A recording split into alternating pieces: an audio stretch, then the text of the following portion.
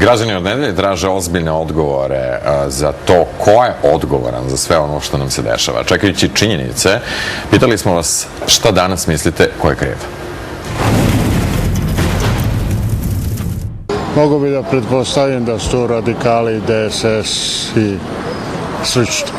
Ja mislim da za napada huligana stoje ekstremni pojedinci. To što sam videla na vestima, sad Milan Obradović, vođa te organizacije Obraz, ali mislim da je problem navijača i huligana kod nas konstantan. Strašno je šta se uopšte dešava u našem gradu, ali parada nije trebala da bude dozvoljena.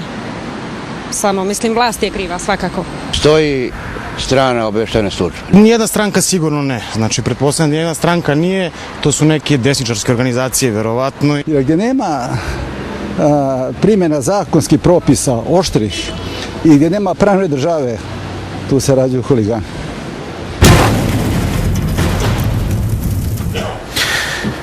Gospodine Radisavljeviću, ko je tamo bio? Ko su oni mladi ljudi? Deca, beogradska deca. Ovi kažu 60%. Pa policija kaže nisu beogradska baš, nego 60%, da. Pa u Beogradu ima 2,5 miliona stanovnika, kada bi gledali ko je beogradsko dete, ja bi računao samo drugo, treće koleno. Znači, verovatno ti koji nisu iz Beograda, oni žive u Beogradu. To je Beograd, i Beograd je Srbija pod broj 1 i 1. Znači, kogod je došao, u svakom slučaju, to su neka deca koja su nezadovoljna sa čime, po meni... Sa čim su nezadovoljni? To je najbitnije pitanje. Jer njih uopšte interesuje ta gej parada ili su oni nezadovoljni nečim drugim? Ja mu kažem samo moje lično mišljenje da taj dan, verovatno kao neka inicijalna kapisla je bila ta parada koja se dešavala. Po meni mislim da je srž u tome što nema mleka i ulja u prodavnicama, što ljudi jako loše žive i mislim da se samo čekao neki trenutak da bi to sve kulminiralo. Da se lomi, da se razbija nikako. Osuđujemo svaki lom Beograda, ali eto, mislim da prvo treba se zapita država zašto i sistem koji funkcioniše u državi od 50. godine isti, treba da se zapita zašto ta deca tako kidišu na policiju. To je 6-7 hiljada, koliko već policija rekla, momaka koji kidišu na policiju. Zašto oni to rade, to treba država se zapita. Ko ih je vodio?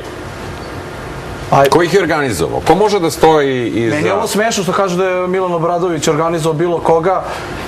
Mislim da je on sad tu klasično žrtveno jagnje u svemu ovome.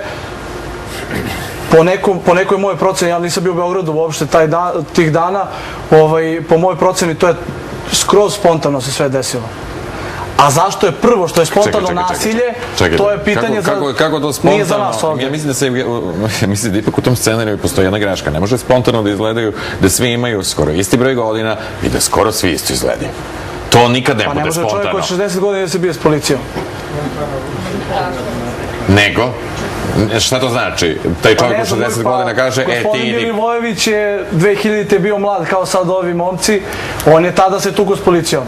I tada su rušili vlast. Sada neki drugi momci to rade. Razumete? A kako se nalazi? Znači jednostavno, to su deca koja su odrasla od kad su se desile navodne promene u ovoj državi. To su deca koja su odrasla u tom vremenu. Oni su produkt onoga u čemu mi živimo. Naše svakodnevnice. Dobro, i šta oni poručuju? Gde se otvore novine, ubio komšiju zbog livade. Silovo, ovoga, onoga. To se ne zna šta se dešava, da svaki dan je neizvestan. Budućnost je većina ljudi, 90% ljudi živi od danas do sutra. Po meni... Dobro, i onda se vraćamo na tezu s početka emisije. Da. Da li svi oni ljudi u nedelju prete državi, svima nama, kome? Oglašavaju se da su nezadovoljni. Stvarno se ne osjećam da mi prete. A mislim da isto državi ne preti niko. Mislim da je, ja stvarno ne mogu dajem izjave tako velike, ja sam običan građanin, ne mogu dajem izjave u ime bilo koga i bilo čega, da je predsednik navijača Partizana. Ja mogu kažem samo u naše ime, da nas ne zanima nikakva politika i naša partija je Partizan. Što mogu kažem. Ali što se dešava trenutno je, znači konkretno činjenice ste tražili, ljudi jako loše žive. I na svemu, na svakom dešavanju u većem u gradu, verovatno će se to sve gore pokazivati. Ja mislim da država merama represije ništa neće postići. Jeste li upozoreni vi u nedelju? Ne bih kazao upozoreni, znači ovde u ovoj zemlji postoje bezbednostne strukture koje se bave procenom svih događaja i svih rizika tog događaja. Ali gospodin Resavljević koji kaže da se ne bave... Pa dobro, nismo znali, u subotu nije pisalo da će da lete kante, pa kao znala se procena rizika. Znate, Bezbednostna informativna agencija svoje saopštenja, informacije ne prosleđuje Blicu i Kuriru na osnovne strane, nego postoji procedura kako se te informacije prosleđuju i kome se prosleđuje operativne informacije sa znanjem. Ali građani, ja vas to vraćam, građani nisu znali u subotu da će, eto, po takvim bezbednostnim rizicima proleteti nekoliko kamenih kanti po gradu. Znate, da li su znali ili nisu, bilo je ukazivano da će možda doći do nasilja i apelovano da ne dođe do nasilja. I čak se nekoliko puta ponavljalo saopštenje u kome se pozivaju... Čekajte, moram da vas zaustavim, samo da vam ispričam jedan primer. Ja sam stajao 9 minuta pre napada na vašu stranku na uglu ulice Krunske i Ivana Milutinovića, odnosno Knjaginje Zorke. To je bilo 9 minuta. Ljudi su išli sa pijace ovako i onako. Za 9 minuta dok sam se ja prevezao na drugo mesto, dogodilo se šta se dogodilo. Mislim, onda nema procene bezbednostnog rizika. Neko je u tom trenutku, kao što je bilo na trudnici ili ne znam ko, naleteo i stradao. Znači, imamo problem sa tim. Da, ali ja tu ne vidim koji je problem Demokratske stranke. Znači, što smo mi tu krivi? Znači, što neko... Ne, ovdje govorimo o vlasti. Znači, ako govorimo o sistemu vlasti, znači, ja prvo ne delim mišljenje da su mladi ljudi nezadovoljni zato što rastu 10 godina u nekom sistemu koji je mnogo loš. Jer je bilo 6.500 ljudi koji su izašli na ulice da polome grad Beograd.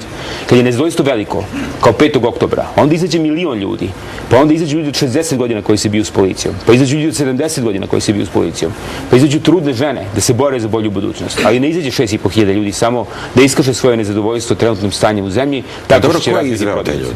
Ja opet kažem, znači, to nije spontano, to je dobro organizovano. Cilj svih tih aktivnosti, znači, i 10. oktobra u nedelju i juče u Đenovi nije bio da se, ne znam, prekine fudbalska utakmica. Cilj je mnogo složeniji i mnogo ozbiljniji. Upravo ovome o čemu je govorio gospodin Petrović. Cilj je da se pokaže da neki ljudi koji ovde ulože napore, da pokažu ovu zemlju kao civilizovanu, primerenu, dobru zemlju, koja je poželjen partner Evropske unije.